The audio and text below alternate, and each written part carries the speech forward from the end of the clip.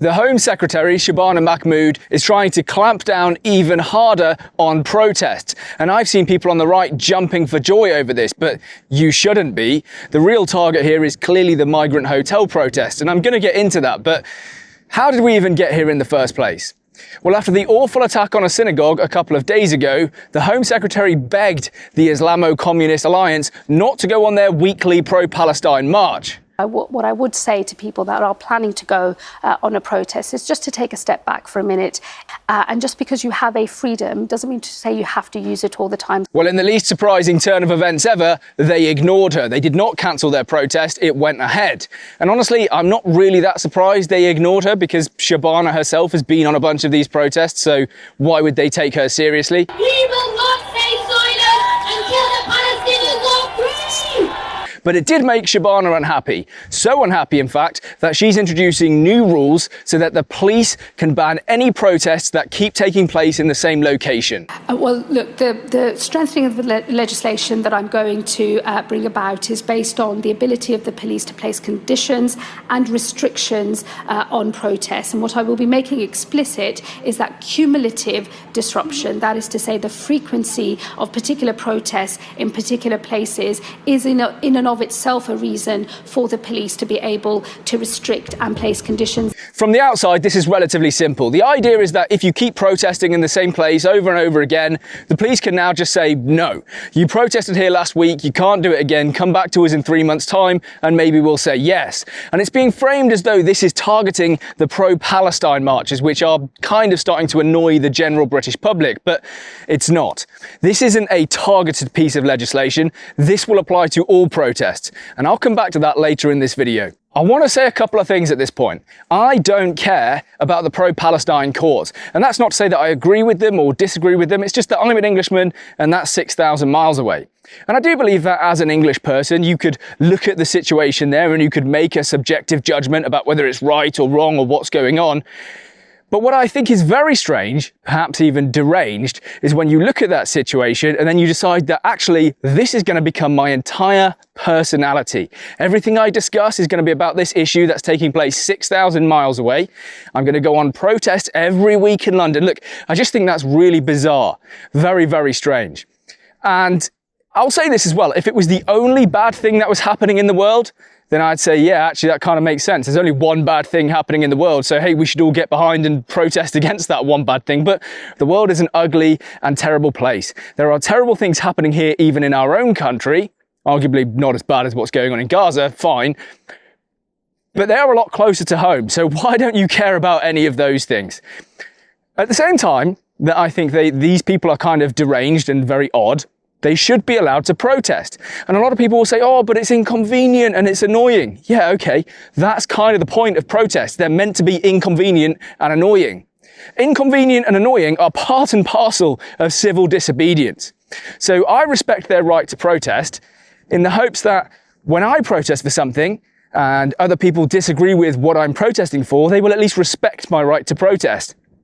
In that way, we all have the right to protest. That's civil liberties for you, right? We can disagree with each other, but respect the fundamental rights of each other to express our opinions and say these things and gather and protest. So yeah, they should be allowed to have these protests, even though they're kind of irritating. Annie has spotted the deer. Oh no, they're splitting up. Oh, you're not a threat to them, are you? Go on. She doesn't even know what to do with herself. Here's another point about protests. It's a broader point, but if you have to go to the state and ask for permission to protest, is that even a protest? If you have to go to the state, whether it's the government or the police, and they come back and say, oh, sure, you can protest against me, but here are your conditions. You can only be here and here at this time, and then you have to disperse and you're not allowed to do X and Y and Z. Is that really a protest anymore? Does that not seem a little bit strange to everyone? I mean, I can't quite put it into words, but there's something ineffably wrong about that. About going to the people that you are protesting against for permission to protest. It just feels like that shouldn't be how it works in a modern Western civilization. I'll leave that as a thought for the viewer to try and grapple with. Okay, so what exactly is the real target of the protests if it's not the pro-Palestine marches? Well, I think it's pretty clear, isn't it? It's the repeat protest outside migrant hotels, the visible display of anger that the British people have towards illegal migration. They want to get those scenes off the TV as quickly as possible. They want the whole thing to go away, and that's exactly what this law will allow the police and the state to make sure happens. I think it's pretty clear that that is the intended target. And you've got to think, this is an issue which affects us right here. It's not something which is 6,000 miles away. And I think that's kind of the reason that the government wants this to stop. Because something that's happening 6,000 miles away, the government can legitimately say, not a great deal I can do about that. But something that's happening right here on our shores, well, they can do something about that. So they don't want this pressure to keep building and building and building, because it clearly exposes that they are weak in governance. So yeah, that's definitely the target of this new legislation, regardless of what Shabana Mahmood wants to tell you. Listen, do not buy the snake oil. Do not trust Shabana Mahmood's new protest crackdown, because it seems to me it is a tyrant's Trojan horse. Today, many will be forgiven for applauding Shabana Mahmood's tough new powers to crush repetitive protests. But I think they couldn't be more wrong. This is no shield against the hate mob. It has the potential to be a new weapon of tyranny, a gun aimed at your voice, a Trojan horse primed to bulldoze protests at migrant hotels long before it even touches a single Gaza hate march. Why? Because it seems the police already hold the keys to ban them if they wanted to. The rules are quite clear. A march can be banned if there is a serious threat of public disorder. Well, why don't we try the 1,000 arrests since the slaughter began? Or 40 in one night, right after a terror attack on our soil against the Jewish community? If that's not serious and consistent disorder, I don't know what is. And don't forget, the police have shut down demos at illegal migrant hotels before. In Canary Wharf, they put a moratorium on protesting there by some groups for 30 days. And in Epping, you can't protest outside the Bell Hotel past 9 p.m. There's one thing that Alex said there which I find really interesting.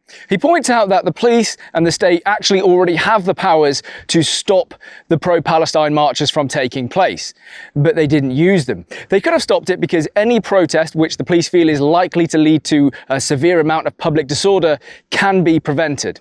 And the police knew that they would be making hundreds of arrests at this protest, which they did, because it was in favour of Palestine Action, which is a proscribed organisation here in the UK.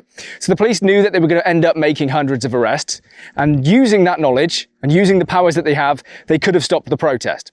So when Shabana Mahmood went on TV and begged the organisers of the protest to not let them take place because of what has just happened at the synagogue in Manchester, she was being disingenuous. She could have stopped the protests right there and then, but she chose not to. Why? Well, it's pretty obvious to me at least, and it comes back to everything I've been saying in this video. They wanted those protests to go ahead so that people on the right would become really frustrated that the Palestine marches were still taking place, and they would let Shabana Mahmood introduce this law to stop repeated protests at the same location happening. And then all of a sudden, those people on the right who are saying, yeah, that's a good idea, will be really surprised when they find out that actually all of the migrant protests, migrant hotel protests, are also shut down. You know, there's no other explanation for this. They could have stopped that protest that Shabana Mahmood claims she desperately wanted to stop, but she chose not to. And the only reason she chose not to is to give herself an excuse to bring in these draconian powers. As I've always said on this channel, if you give the state a power, expect that it will be used against you. It's a similar thing to, you don't have the police have powers at a protest to force protesters to remove face coverings, but you never see it at the Palestine, sort of pro-Palestine marches, do you? They never ask them to take their masks off, but at the right-wing protests, they do.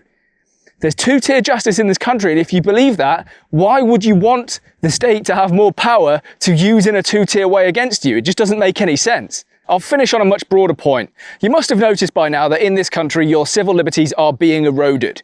You don't have free speech in the way you used to. The state is trying to control who can protest, how, and when. And they're trying to bring in digital ID so that they can control citizens in a way that they've never been able to before. But why is that happening? Why are they doing all of this now? Well, I'll tell you very honestly. It's because the multicultural utopia that you've been told exists on this island for the last 50 years is starting to come apart at the seams. 4 days ago, we had an attack at a synagogue. 2 days ago, someone tried to set fire to a mosque. People are raising the flag of England everywhere, all across this country. And I think there are people in government and sort of senior civil servants and politicians, and people are just looking at this now and going, oh God, this could all go horribly wrong.